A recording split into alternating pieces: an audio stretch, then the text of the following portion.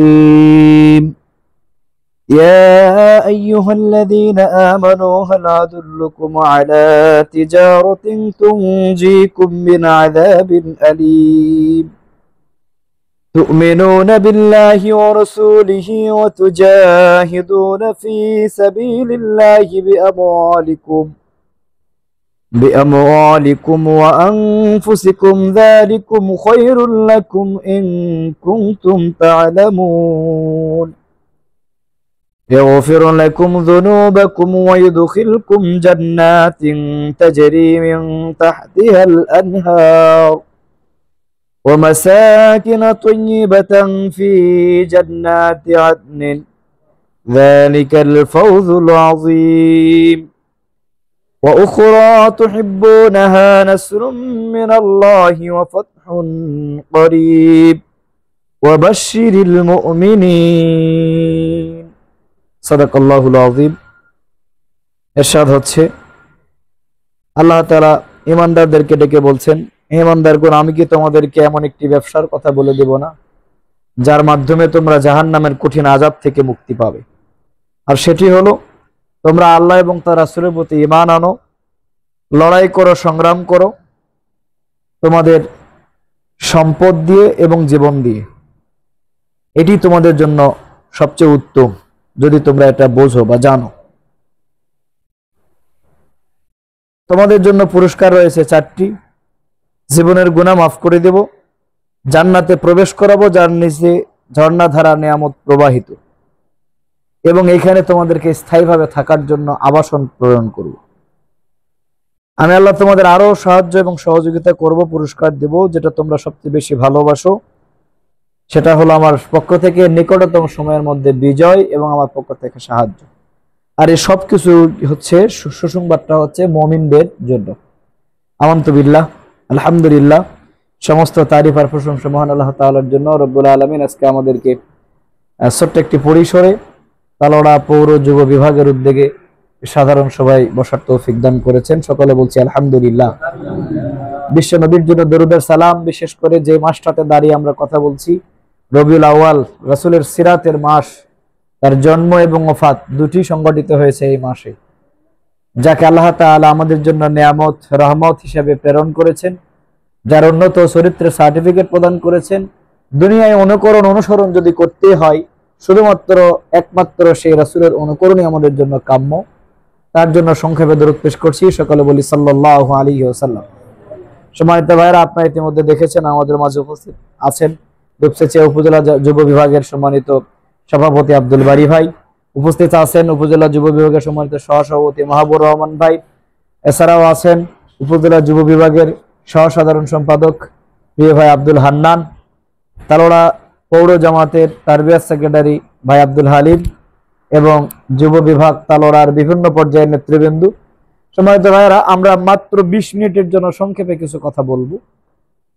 তা আমি যে আয়াতটা তিলাওয়াত করেছি সূরা সফ আয়াত নম্বর 10 থেকে 13, 10, 11, 12, 13 4টা আয়াত। প্রকৃতপক্ষে এই 4 আয়াতের তাফসির বা ব্যাখ্যা বা দার্স উপস্থাপন করতে 4-5 ঘন্টা ব্যয় করলেও কথা শেষ হবে না। আমাদের জ্ঞানের সক্ষমতা কম, বলার যোগ্যতা দক্ষতা কম, এরপরেও যদি মনে করা হয় যেগুলো আমরা বলতে থাকবো তো 4-5 ঘন্টা বললেও শেষ হবে না। তা আমরা সংক্ষেপে, দার্সের সব হক হয়তো আদায় হবে না, সংক্ষেপে কিছু কথা আমরা তুলে ধরবো ইনশাআল্লাহ। আমি আপনাদেরকে ইতিমধ্যেই বললাম সূরার নাম সূরা আস-সফ। সবাই একটু একবার বলেন, কি সূরা? সূরা আস-সফ। এটা কোরআনের 114টি সূরার মধ্যে 61 নম্বর সূরা। এই সূরার মধ্যে 61 নম্বর এই সূরায় মোটে আয়াত রয়েছে মাত্র 14টা, 21টা, 2টা রুকু রয়েছে, 28 নম্বর পাড়ায় অবস্থিত। সূরাটা মদিনায় অবতীর্ণ হয়েছে। 14টা আয়াতের মধ্যে আমরা 4টা পড়েছি 10 থেকে 13 পর্যন্ত। এর আলোকে আমরা সংক্ষেপে কিছু কথা বলবো। আমরা ইতিমধ্যে আরবি তিলাওয়াত করেছি, তার অর্থও বলেছি। দার্সের জন্য সর্বনিম্ন 5টা বিষয় লাগে। একটা আরবির তিলাওয়াত, সহিহ তিলাওয়াত, আরেকটা হচ্ছে মাতৃভাষায় অনুবাদ, এরপরেই লাগে হচ্ছে শানে নুজুল বা প্রেক্ষাপট, নাজিলের কারণ, তারপরে যুগের আলোকে উৎকৃষ্ট ব্যাখ্যা, আর সংক্ষেপে হচ্ছে শিক্ষা। এই 5টা হইলে মোটামুটি দার্স বলা যায়। চাইলে এটা 8, 10, 12 অনেক পয়েন্ট হতে পারে। আমরা সংক্ষেপে 5টা পয়েন্টে বলবো। শানে নজুল হচ্ছে, আমরা যেরকম আজকে এখানে বসেছি, আল্লাহ রাসূল সাল্লাল্লাহু আলাইহি ওয়াসাল্লামের সময়ে কিছু সংখ্যক সাহাবী এরকম একত্রে বসে গল্প করছেন, একে অপরের সাথে বলা বলি করছেন, একজন আরেকজনকে জিজ্ঞেস করছেন যে আমরা তো অনেক ইবাদত করছি, আল্লাহ রাসূলের সাথে যুদ্ধ জিহাদে অংশগ্রহণ করছি, বিভিন্ন ইবাদত করছি, নামাজ পড়ছি, হজ করছি, এরপরে রোজা রাখছি, কিন্তু এমন কোন ইবাদতের সন্ধান কি আপনার কাছে আছে যে ইবাদত করলে আমরা জাহান্নামের আযাবটা থেকে আমরা কি করব, বেঁচে যাব, আমরা জান্নাতে যেতে পারবো, এরকম কোন ইবাদত আছে কিনা? আসলে বলেন তো, নামাজ পড়লে জান্নাতে যাবেন এরকম আয়াত কি আসলে আছে? তখন তো ছিলই না, কারণ তখন পূর্ণাঙ্গ কোরআন এখনো আসেনি, অবতীর্ণ হচ্ছে। আর এখন তো পূর্ণাঙ্গ কোরআন আমাদের কাছে আছে, এরপরেও কি এরকম সরাসরি আয়াত আছে যে নামাজ পড়বেন জান্নাতে চলে যাবেন, রোজা রাখবেন, হজ করবেন, সরাসরি জান্নাতে যাবেন, এমন আয়াত আসলে কোরআনে নাই। তবে জান্নাতে যেতে গেলে নামাজের দরকার আছে না নাই? রোজার হজের দরকার আছে না নাই? এগুলো সবই দরকার আছে, কিন্তু সাহাবীরা বুঝাইতে চাচ্ছে স্পেসিফিক ভাবে এমন কোন কাজ কি আছে যেটা করব জান্নাতে যাব, জাহান্নাম থেকে বেঁচে যাব। এই একজন আরেকজনকে জিজ্ঞেস করছেন, প্রত্যেকেই বলছেন যে না আমরা জানি না, এরকম কোন কথা এখন আল্লাহ নবী বা আল্লাহ আমাদেরকে বলেন নাই। এরকম সময়ে দুইটা মতভেদ, আল্লাহ রাসূল হয় সেখানে এসে উপস্থিত হলেন, অথবা আল্লাহ রাসূল যেখানে বিশ্রাম নিচ্ছেন সেখানে সাহাবীদেরকে ডেকে নেওয়া হলো। দুইটার একটা ঘটনা ঘটলো। সাহাবীরা একটু আগ বাড়িয়ে বলেই ফেললেন যে জাহান্নাম থেকে বাঁচা দরকার, জান্নাতে যাওয়া দরকার, এর জন্য যা লাগবে আমরা তাই করব, জীবন লাগলে জীবনও দিয়ে দেব, কিন্তু জাহান্নাম থেকে বাঁচবো, জান্নাতে যেতে চাই। আল্লাহ রাব্বুল আলামিন মানুষদের অন্তরের খবর কে জানেন? আমাদের অন্তরের ভিতরে যেটা হয় সেটা কে জানে? সাহাবীরা যে কথাটা বলা বলি করছিলেন, জাহান্নাম থেকে বাঁচার যে আকাঙ্ক্ষা করছেন, জান্নাতে যাওয়ার যে দীপ্ত চিন্তা চেতনা লালন করছেন, আল্লাহ তাআলা এই বিষয়টুকু মার্ক করে বিশ্বনবীকে ডেকে জিবরাইল আমিনের মাধ্যমে যে কয়েকটা আয়াত অবতীর্ণ করেছিলেন সূরা সফের, সেই কয়েকটা আয়াত আজকে আমরা এখানে তিলাওয়াত করেছি। বলেন সুবহানাল্লাহ। আল্লাহ রাব্বুল আলামিন বিশ্বনবীর মাধ্যমে জানিয়ে দিলেন, ইয়া আইয়ুহাল্লাযীনা আমানু হাল আদুল্লুকুম আলা তিজারাতিন তুনযীকুম মিন আযাবিন আলীম। হে ঈমানদারগণ, হে বিশ্বাসীগণ, মুমিন যারা যারা আল্লাহকে বিশ্বাস করে, নবীকে বিশ্বাস করে, যারা দুনিয়া আখিরাত আল্লাহর সৃষ্টি, আল্লাহ তাআলা প্রতিদান দিবেন ভালো মন্দের সবকিছু যারা বিশ্বাস করে, তাদেরকে কি বলা হয়? মুমিন বলা হয়। আল্লাহ এই মুমিনদেরকে ডাকলেন, ইয়া আইয়ুহাল্লাযীনা আমানু, ঈমানদাররা শোনো, বিশ্বাসীরা শোনো, হাল আদুল্লুকুম আলা তিজারাতিন তুনযীকুম মিন আযাবিন আলীম। আমি আল্লাহ তোমাদেরকে কি এমন একটি ব্যবসা, এমন একটি পদ্ধতি, এমন একটি রাস্তা, এমন একটি সিস্টেম আমি কি তোমাদেরকে বলবো না, যে সিস্টেমের কারণে তোমরা জাহান্নামের কঠিন আযাব থেকে বেঁচে যাবে? বলেন না সুবহানাল্লাহ। তাহলে সাহাবীরা কি বলা বলি করছিলেন? ওই জাহান্নাম থেকে বাঁচার জন্য কোনো আমল আছে কিনা। আর আল্লাহ ডাক দিয়ে বলতেছেন, আমি আল্লাহ তোমাদেরকে জাহান্নাম থেকে বাঁচার কোনো ফর্মুলা দিব কিনা। তাহলে দুই পক্ষের চিন্তা মিলে গেল নাকি আলাদা হলো? মিলে গেল। কারণ কি, সাহাবীরা বাঁচতে চায় জাহান্নাম থেকে, আর আল্লাহও বলছেন যে আমি কি তোমাদেরকে বাঁচার রাস্তা দেখাবো না? কি সেই রাস্তা? আল্লাহ তাআলা ডেকে বললেন, তুমিনুনা বিল্লাহি ওয়া রাসূলিহি, তোমরা ঈমান আনো আল্লাহ এবং রাসূলের প্রতি, ওয়া তুজাহিদুনা ফি সাবিলিল্লাহ, তোমরা লড়াই করো, সংগ্রাম করো, জিহাদ করো, বিআমওয়ালিকুম ওয়া আনফুসিকুম, তোমাদের সম্পদ দিয়ে এবং তোমাদের জীবন দিয়ে। কথাটা কি বুঝতে পারতেছেন? আল্লাহ ডেকে কাজ দিচ্ছেন যে জাহান্নাম থেকে যদি বাঁচতে চাও, তাহলে আমি যেই ফর্মুলা দিচ্ছি সেটা হচ্ছে তুমিনুনা বিল্লাহি ওয়া রাসূলিহি। 1 নম্বর কাজ হচ্ছে আল্লাহ এবং রাসূলের প্রতি ঈমান আনো। 2 নম্বরে বলতেছেন ওয়া তুজাহিদুনা ফি সাবিলিল্লাহ, আল্লাহর রাস্তায় লড়াই করো, সংগ্রাম করো, জিহাদ করো। কিভাবে? বিআমওয়ালিকুম ওয়া আনফুসিকুম, তোমাদের সম্পদ দিয়ে এবং তোমাদের জীবন দিয়ে। যালিকুম খায়রুল লাকুম ইন কুনতুম তা'লামুন, যদি তোমরা এই জিহাদ, লড়াই, সংগ্রাম এই মাল দিয়ে এবং জীবন দিয়ে করতে পারো, এটাই তোমাদের জন্য সবচাইতে উত্তম, যদি তোমরা বুঝতে পারো। আমরা তো কেন আল্লাহ বললেন যদি বুঝতে পারো? আমরা তো দুনিয়ায় চাকরি বাকরি, ব্যবসা বাণিজ্য সবকিছুকে আমরা কি করে নিয়েছি? নিজেদের আপন করে নিয়েছি, আখিরাতকে আমরা ছেড়ে দিয়েছি, ঠিক না? এজন্য আল্লাহ বললেন যালিকুম খায়রুল লাকুম, এটাই তোমাদের উত্তম, লাআল্লাকুম ইন কুনতুম তা'লামুন, যদি তোমরা এটা বুঝতে পারো। তাহলে দেখেন এখানে সামান্য একটু যদি কিন্তু আছে। কিরকম? আল্লাহ ডাকলেন কাদেরকে? ইয়া আইয়ুহাল্লাযীনা আমানু, কাদেরকে ডাকলেন? ইমানদারদেরকে ডাকলেন। এরপরে খেয়াল করেন, আল্লাহ রাসূলের যারা সাহাবী, যারা এরকম বসে আলোচনা করতেছিলেন, যখন আয়াতটা অবতীর্ণ হলো, তাহলে সাহাবীরা কি ইমানদার নাকি বেঈমান? নাউজুবিল্লাহ, সাহাবীদেরকে কি বেঈমান বলার সুযোগ আছে? শুধু ইমানদার নয়, এই দুনিয়ায় সবচাইতে বড় ইমানদার যারা, সেটাই হচ্ছে আল্লাহ রাসূলের সাহাবীরা। তাহলে আল্লাহ ইমানদারদেরকে ডেকে কোরআনের আয়াত বললেন, আবার বসে যারা বসে আছে সামনে, তারাও ইমানদার। এরপরে আবার বলতেছেন, তুমিনুনা বিল্লাহি ওয়া রাসূলিহি, তোমরা আল্লাহ এবং রাসূলের প্রতি ঈমান আনো। তাহলে একটু ভেজাল আছে না নাই? ইমানদারদেরকেই ডাকলেন, ইমানদাররাই বসে আছে, আবার বলতেছেন ঈমান আনো। তার মানে হলো, আমরা যে ঈমান নিয়ে কথা বলি, যে ঈমানের উপরে অটল থাকার চেষ্টা করি, এখানে স্বাভাবিকভাবে থাকা আর ঈমানের সঠিক পরিচয় প্রকাশ করা, দুইটার মধ্যে একটু পার্থক্য আছে। সত্যবাদী ঈমানদারও আছে, মিথ্যাবাদী ঈমানদারও দুনিয়ায় আছে। আহসিবান নাস আইয়ুতরাকু আইয়াকুলু আমান্না ওয়া হুম লা ইফতানুন। আল্লাহ তাআলা বললেন, মানুষের মধ্যে আহসিবান নাস, মানুষের হিসাবটা কি এরকম যে আমরা ঈমান এনেছি এই কথা বলবো আর আল্লাহ তাআলা আমাদেরকে ছেড়ে দিবেন? আসলে কি এরকম হতে পারে?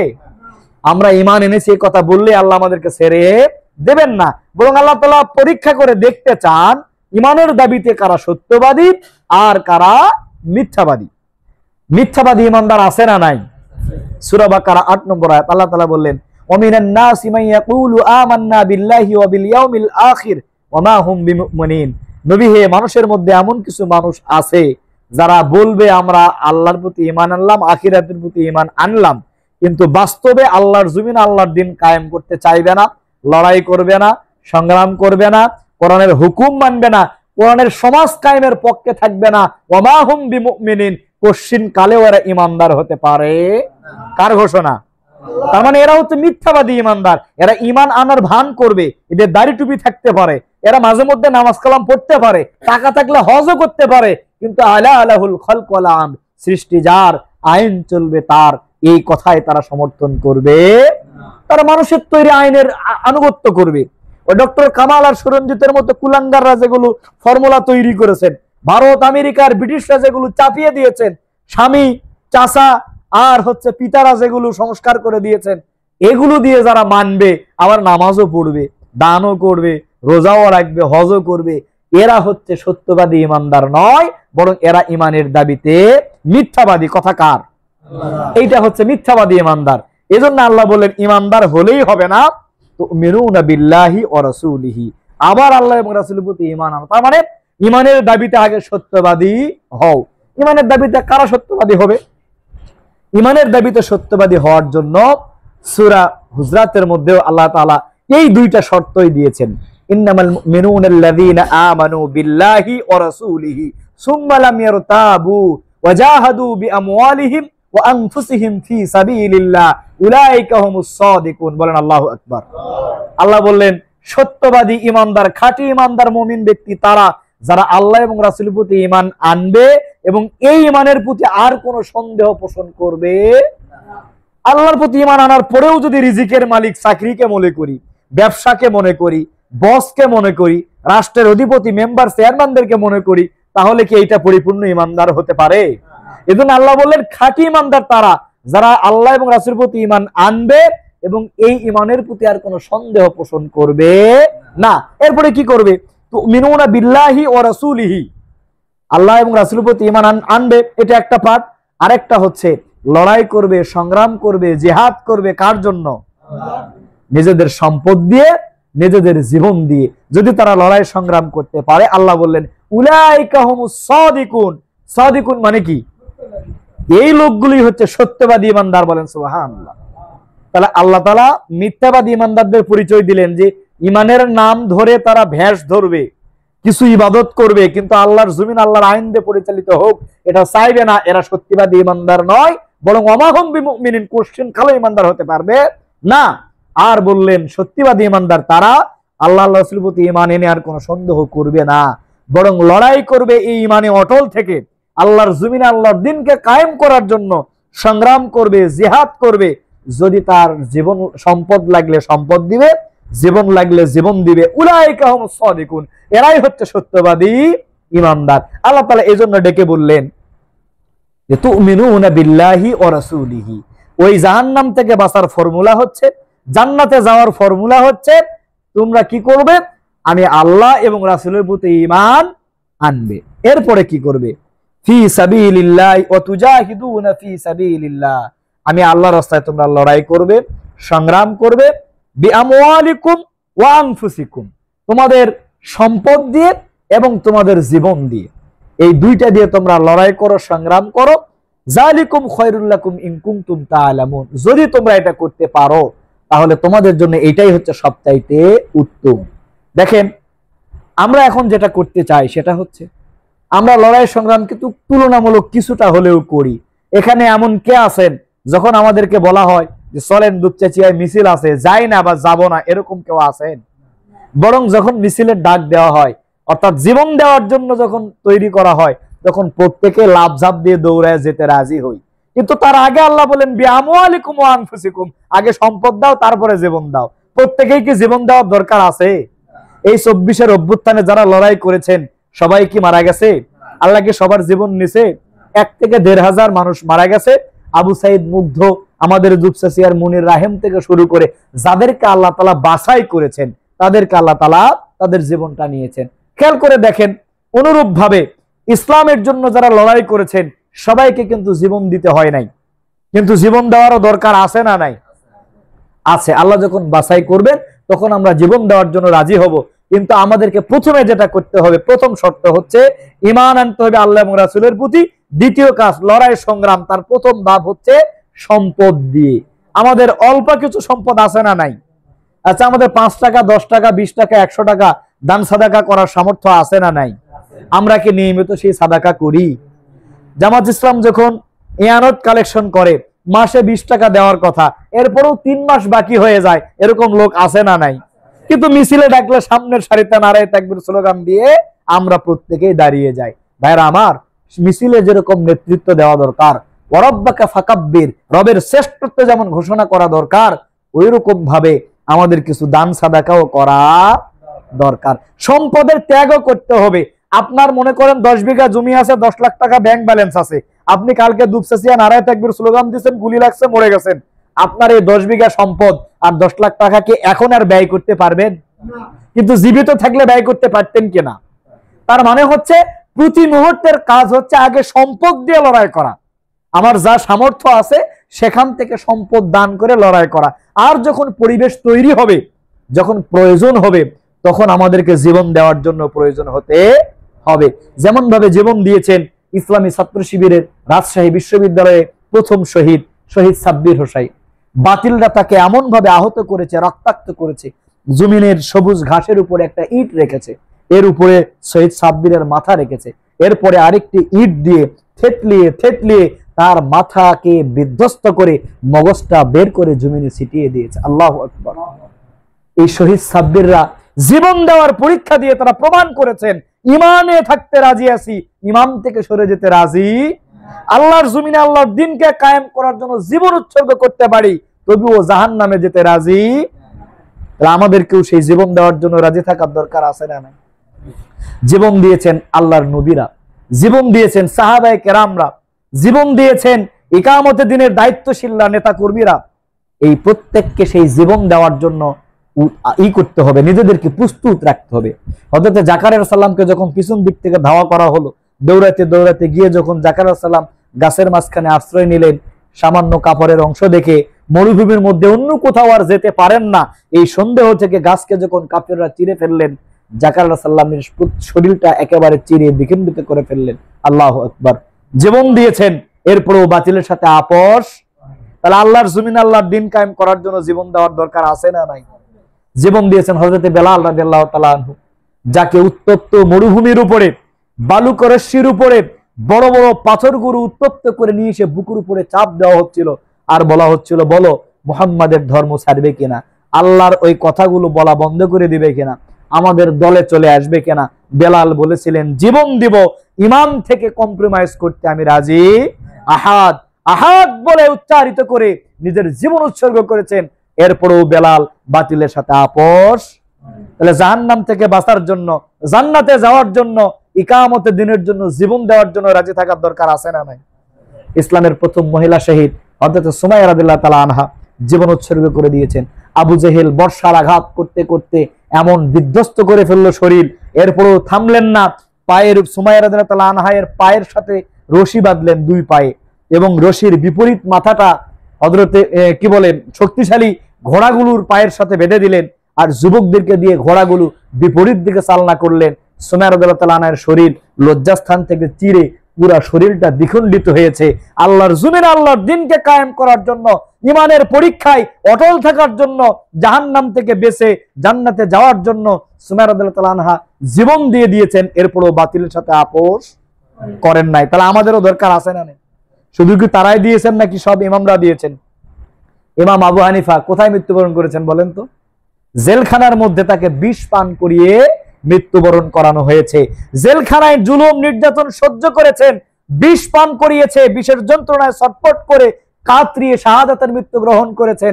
এরপরেও বাতিলের সাথে আপোষ করেন নাই। জাহান্নাম থেকে বাঁচার জন্য, জান্নাতে যাওয়ার জন্য, ঈমানে অটল থেকে আল্লাহর জমিনে আল্লাহর দ্বীনকে কায়েম করার জন্য সংগ্রাম করেছেন। এই সংগ্রাম করেছেন আমাদের এই আন্দোলনের শীর্ষ নেতৃবৃন্দ যারা ছিলেন, শহীদ আলী হাসান মোহাম্মদ মুজাহিদ, শহীদ মাওলানা মতিউর রহমান নিজামী, শহীদ কামারুজ্জামান, মীর কাশেম আলী, এরপরে এই যে সিরিয়ালি শীর্ষ নেতৃবৃন্দ জীবন দিয়েছেন, ফাঁসির কাস্টে গিয়েছেন। এরপরেও তারা বাতিলের সাথে আপোষ করেন নাই। ছাত্র শিবিরে প্রায় ২৫০ শতাধিক ভাইয়েরা জীবন দিয়েছেন। আল্লামা সাঈদীর বিরুদ্ধে যেদিন রায় প্রদান করেন, একদিনে সারা দেশে ২০০ শতাধিক মানুষ জীবন দিয়েছেন, ঈমানে অটল থেকেছেন, বাতিলের সাথে কোনো আপোষ করেন নাই। সুতরাং ভাইয়েরা আমার, জীবন দেওয়ার এই প্রচেষ্টায় আমাদেরকেও থাকার দরকার আছে না নাই? আল্লাহ তাআলা শর্ত শুধু জীবনের দেন নাই, দিয়েছেন দুইটা। একটা হচ্ছে ঈমান আনতে হবে আল্লাহ এবং রাসূলের প্রতি, আরেকটা হচ্ছে লড়াই সংগ্রাম করব সম্পদ দিয়ে, এরপরে জীবন দিয়ে। দুইটা কাজ যদি আমরা করতে পারি, আল্লাহ রাব্বুল আলামিন বললেন যুগে যুগে যারা এই কাজ করেছে, অর্থাৎ আল্লাহর জমিনে আল্লাহর দ্বীনকে কায়েম করার জন্য নিজেদের ঈমানকে মজবুত করে যারা জিহাদ করেছে, সংগ্রাম করেছে, লড়াই করেছে, আল্লাহর জমিনে আল্লাহর দ্বীনকে কায়েম করার প্রচেষ্টা চালিয়েছে সম্পদ দিয়ে এবং জীবন দিয়ে, আমি আল্লাহ তাদেরকে 4টা পুরস্কার দান করব। জোরে বলেন কয়টা?